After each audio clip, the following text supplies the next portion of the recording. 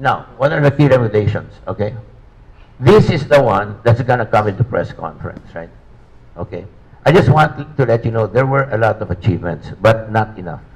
For example, the master plan rollout that should have been done took too long. It was finally completed last month. 1.5 years later, it should be done in 6 months. That cost like more than 50 million pesos, right? Then the order that brings them together, in the speech I wrote for Duterte, approved by 5 secretaries who amended that speech, approved by the Office of the President, in 6 months, NEDA, PBM, and DNR must do it. Well, guess what? It happened only yesterday. It's late, right? Ang tagal-tagal. So what they told me, Ernie, we cannot rely on this, you know. Besides, who are you? You're just some one guy there, right? We must have a movement. Without government, we must move on water. And if we move, government might be helped by us, and government will help us. But more importantly, we will show the way, like the Boy Scouts and Girl Scouts can show the way. So, for the first time in history, that's the opening speech of the press con. No president has ever looked at water in our country. We applaud Duterte because he showed political will in Boracay and Manila Bay. You start positive, right? And we want to let you know, Mr. Duterte, we're supporting that, and we also work on water. We also work on water. And we're getting people like the Rotary, the Boy Scouts, who already did it, but will increase some more, right? And I'll have there the Girl Scouts, the Boy Scouts, the Rotary. You know, I have a lot of people in that press con. I hope you will come too. And then we'll say, all right, given the first time in history you showed it, we also, for the first time in history, we're going to get the boys and the girls and the men and the women and the gays, etc. Got to get all together, right? Now, because someone said, no, tanggalin mo ng Girl Scouts yan kasi hindi natin control ito. Hindi. Let 1,000 flowers bloom. There is no president here. There are no resolutions, no money, etc. There's some money, but not anything to speak of. And this movement is run by a secretary, of which I'm the head, right? Okay. And let 1,000 flowers bloom. Let the Girl Scouts know that the money of cement should not go to the whales, but go to the Girl Scouts to plant the trees that have taken away our water. Irrigation is, you harvest, right? Once, right? Second time, should be ×2, right? It's times 1.5. You know why? There ain't no more water. You know, groundwater is almost over. Trees are gone, no more. It's a disaster. We are a freaking disaster. And so we're saying here that we got to do that. But, according to Gino Lopez, that's not important enough for a press con. To say that we're united, you got to have real sound bites that make it newsworthy. What are the sound bites? Number one, given that we are going to support this initiative, right? Number one, El Nino is imminent. You're going to hear it again, right?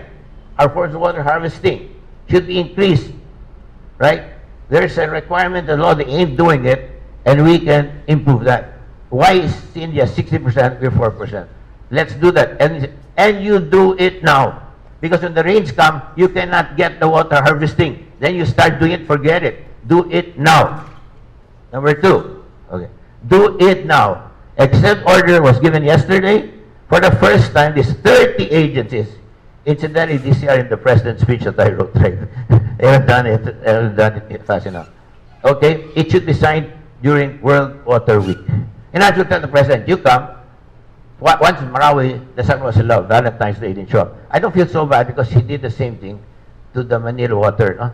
8 o'clock siya, right? 2 o'clock ako. Cancel siya, cancel ako. Valentine's Day. Well, what do you know, right? If it's not war, it's love. Love and war, right? But this time, you gotta go there, and we want him to finally do it. Do it! Do it! They kept on talking about it. I've seen that. It's good. And he went to Senate. He went to Cabinet yesterday. And third, okay, there are the 18 major basins that don't have one single person assigned to them. Mamma mia. Okay, the one I like is the biggest. Cagayan. Chairman. Archbishop Tony Ledesma. Delikado yan. Galit siya kay Archbishop. Mas lalong galit sa Ateneo. Eskwela ni Ilusor yan eh. Ako UP ako. Lasal Ateneo UP, etc. But I have someone there. Roa. The best person, I think, in the country is Secretary. His name is Haile Roa Kawilde. You know, it's a different name to pronounce. And she said that basin, okay, for effectiveness, You give it just 5 people, it'll go to 8. How can you do that? I'm going to Cynthia Villar, I'm going to all these people. You write it. She wrote me 3 memos that showed that if she had 5 people full-time, right, they could follow up and do all those things, right? Okay? I have that document. Cynthia Villar saw it, said, good heavens, that's right. Now, I went to the budget. They have not increased by 1 centavo of that budget. I won't tell you why. Oh, yeah, okay. I will command them to put people there. If so many people, but they're not there. She will command. I said, what's your power? You're a senator. Don't worry. I'm more say I can do it, right? Okay, that should be done. I want everything done during the water week. I'm a businessman. I have a timeline, right? And that's my timeline, those 3, right? Okay, that's going to be in press con, right? Next slide, please. Okay. So next slide is actually what I want you to sign. Okay, the next slide is here, and here we go. I'm going to read this fast, right? Okay, but can you distribute that? Have sound already? Can have sound distribute? You're going to see the second page. This is the first. This is the first page, right? Second page is where you sign. That's what you have. Second page talks about the crisis in the world. You know, the wars are going to be done on water, not oil, right? We will have no more water in 2030. Did you know that, pare? Did you know that, my earnest importance of being earnest? Do you know that, pare? I mean, can you believe it? In 2030, demand will outstrip supply by 40%. Ain't that a disaster? Right? First paragraph. Second paragraph in that thing you're going to read is the Philippines is in deep trouble, right? Okay. And the third one, we had to move. Now, this is the first page. What's the first page? It talks about our movement, right? And they told me, pare, kunin mo lang yung mga kwan, federations. Right? No, these are federations, organizations, and individuals. But at my press con, it's federations. Tito Panlilio might be the exception. Because Tito Panlilio told me he addressed the entire world in the United Nations as a symbol of what it does in terms of private sector involvement here. Okay, now I just came through that. There are a few paragraphs, no? We are from the private sector. Wala kami gobyerno dito. There's some consultants. We don't join them because they're being paid by government, right? We don't have consultants. These are all full-time private people. Number 2, as a matter of fact, I was going to get a job to government to do this. I was told, once you do that, wala ka na. You got to be independent. Number 2, vision. Water security. Tubig kulang, masamang kalidad, baha, at walang tubig, no? Gagawin mo yan. Through private partnership, right? And then, I want it run like a business, right? Operational plans, right? The timetables, right? And the private sector can help here. I've done that. In my long career with government, I always had private sector with me. And they also protect me from corruption. Because they say, oh, why do you do that? I'm sorry, private sector is oversight. Everybody told me that. Volante told me, pare, hindi pwede private sector. Ito kasi pera natin yan. Ba't maki ang private sector dito? Sapagkat hindi pera mo ito. Pera ito ng bayan and they could never touch. If you look at the scams in agriculture, it came only after I left. Because as long as I was there, nothing can move. Yeah, so they promoted me to Malacanang, right? I said, never mind. And I spent 2 years full-time with farmers, right? Okay. Now, what are we gonna do? Puro kwanta naman eh. Puro kang motherhood. Ano gagawin mo? Sabihin mo na. Tama na yung rhetoric mo. Okay, number 1. Okay. Follow evidence. Okay. Some people don't want to do that. Ernie. Pag masa, ano gagawin mo? Wala. We just encourage and maybe pray. My God!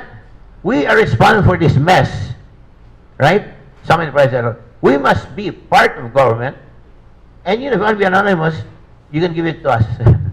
You know, we will give it. See, we have no power, but we have the capacity to connect, right? Okay?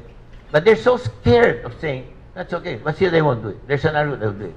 Federation Philippine Indices is willing to do that. But of course, anonymous lahat. Bibigay sa akin, check mo sa federation, and then bibigay sa government, saying, this is only a submission, it may be wrong. But at least make konting screening, right? Okay? They'll do it. And within themselves, right? Within themselves, they will look at it.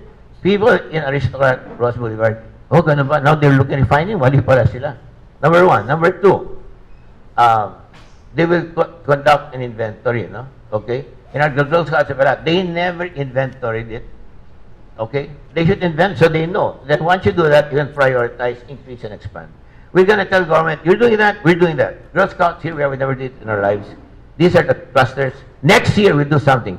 In my meeting yesterday, where Tito Panilio sent someone, Foundation was there, si Nick Dow, Boy Scouts, Girl Scouts. The Boy Scouts, incidentally, is now headed, private sector is Obet Pagdanganan, no? Who used to be governor. Yeah, Obet Pagdanganan. Anyway, Josie Cruz beat him in the election. Anyway, this guy said, pare, wag mong pahiya. Sabi ng press sa akin, ano ginagawa? Mayabang siya. If they haven't done anything, they're not included in the press con. Ano gagawin mo iba? You've got to say something different because we're here to tell the government, you did a good thing, we want to do a good thing, though we've been doing a good thing already. Because of your inspiration, we will do better, and that's what we do. What will Tito Panilio do? I'll tell you, Tito Panilio, whom you got the money for. Alam mo, Ernie, we're gonna go into a waterless community, which they do a lot of good, pero iba yun, no? Okay, each one's gonna do something different. The Boy Scouts will have a badge for water, etc., which Girl Scouts have, which boys don't have. The men often follow the women. Okay, kanya-kanya. Okay, number 3, synergy. My cement companies, right? They're giving money for the whales, right? Okay, that's good, that's good. But to be fair to them, they're giving money for the whales because that is an indicator of the environment. Another indicator of the environment is that there ain't no more trees. You might get those trees. Oh, Girl Scouts, oh, can I meet the multinationals? Yeah. Okay, the Girl Scouts said, oh, movement, I like that. Why? Now I can talk to the Kiwanis. Why? Can't talk to Kiwanis. Why? And because I talk to Kiwanis, who the hell are you? Now I say, you know we're part of a movement. Can we cooperate, right? Synergy. Those 3, all right, are purely government. No? Then after that, they will support the 7 wards of the earth. I was the Secretary General of that darn thing, right? Okay, between you and me, no, I got a 6 million budget for this, right? And I was not paid, right? Okay. I told my association of cement, if you don't mind, in my contract, I said, I want to spend time, you allow me. Now it's more time. Said, okay. All right? And this thing, ang daming hindi pa nagawa. May nagawa. Ano, meron ng roadmap for sanitation, dati wala, pero tagal-tagal, hindi inumpisan.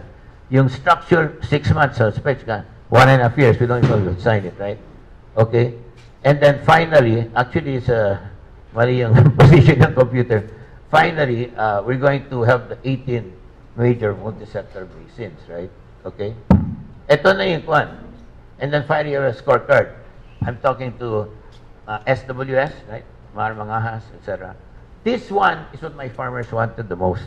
You know, Ernie, the problem is that we complain, nobody listens to us, and nobody knows what we feel.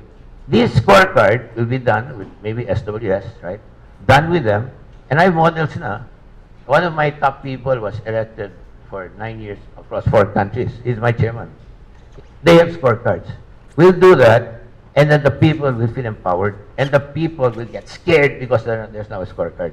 But so that it's not critical, it's going to improvement scorecard. So there's a score plus recommendations for improvement. There is no governance. They say governance is too important to leave to government alone.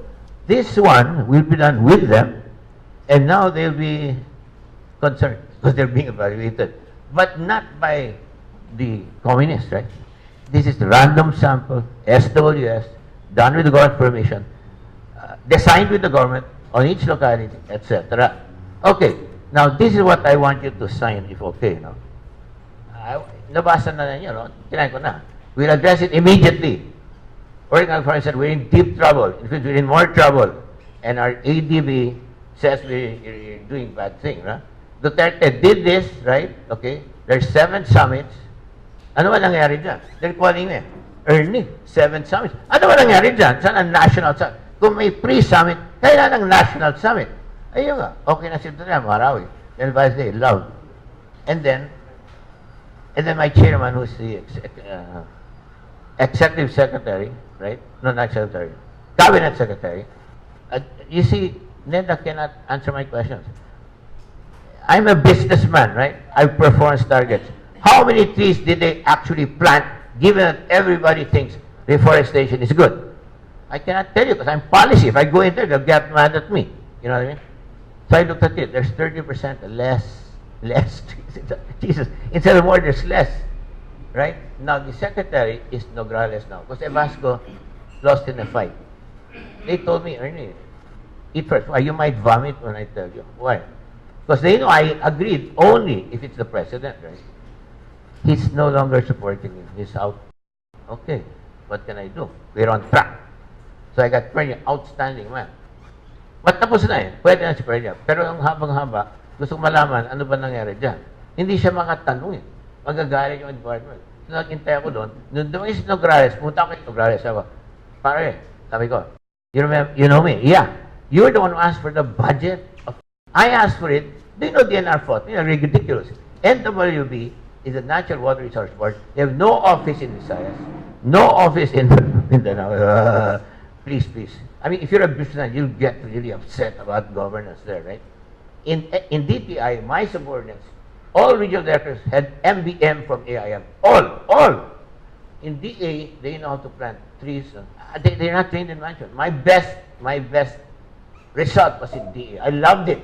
Just that I was not willing to be corrupt, so I got out. But just to let you know, no, I'm telling you this because I want you to be motivated in the private sector. This is a big challenge. I want you guys to be involved, right? And you guys have the management discipline. Okay. Erie, okay, 2 minutes. Erie is the center of the world for rice. Out of 4.2 million hectares, less than 10% use their seeds. The rest are done in Taiwan, right? Angara comes in. Hey, I'll give you 600 million. Plant now, pay later, okay? My God. 300 became 700,000 hectares, right? 600 million, right? Okay. They never paid what they planned. It's okay. Then I came in. Tanggal na si Erap yun eh. Then I came in. And Maros got mad at me. Because when Gloria made a speech, they thought she really lambasted me. Instead, she said, I'll bring it to DA, okay? I came in.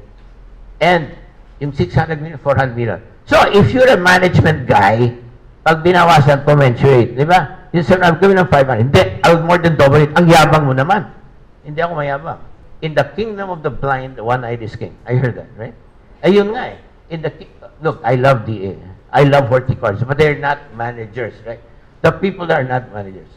So you know what? I more than doubled it. 600, 400 million, doubled. And then, I was taken out.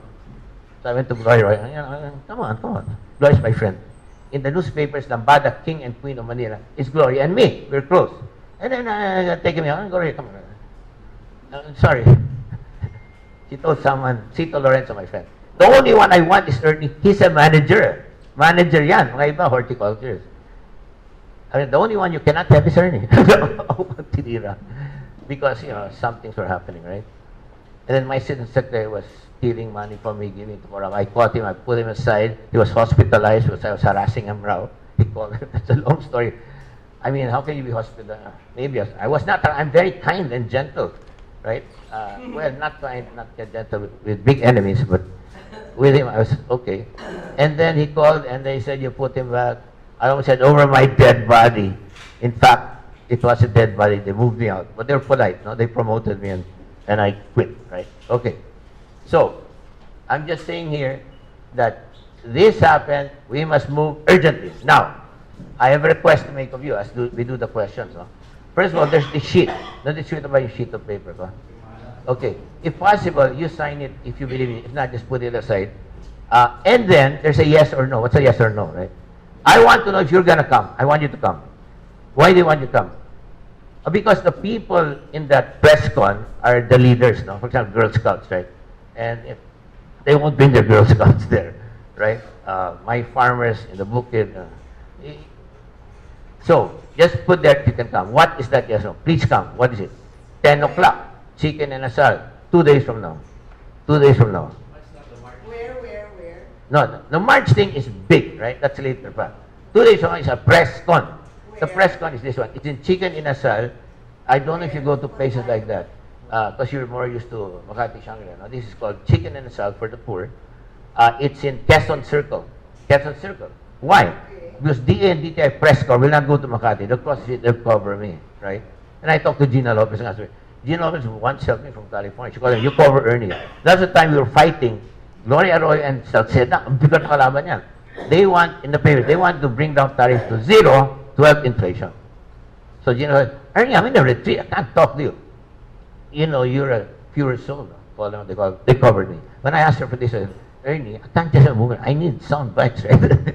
And so those are the sound bites. So, then you know, 10 o'clock this Thursday, yes or no. And I would like it to be there, right? And it's not 300. It's only about 30, right? 30 lang. Okay? But please come if you can. No? And we talk about M.A.P, ABCDF. You know, some of us can really do it like Ramon Story got that Taui thing that's now worldwide. No? Okay? This genius over here has got some great ideas. My VJ, my buddy, VJ, yeah, VJ, he and I are helping Amakan. We want action. So, if you can go there, and you know, because I'm gonna have like open forum, right? I'm not a dictator. Anyone can say anything, right? Okay. But be polite because I don't want Duterte killing us too soon. You know what I mean? Because me, I'm gonna state my position. Duterte is the first president that ever looked at water. Okay. I'm not commenting on other things. I'm just saying, you know, we're businessmen, right? Okay. If someone's doing difficult thing and then you get involved in everything, you'll get nothing done. You go where you can move and move properly. And if you want to fight, be polite, right? Okay, that's it. So please fill that out if you're interested. And if you cannot go, put notes. You can say yes, PS. If you think this is all wrong, don't sign it at all, right? The first page is what I showed earlier. I have the first page here. I have 10. If you want, I'll give you the first page later. No? Okay, that's it, folks. Thank you. Okay. Okay.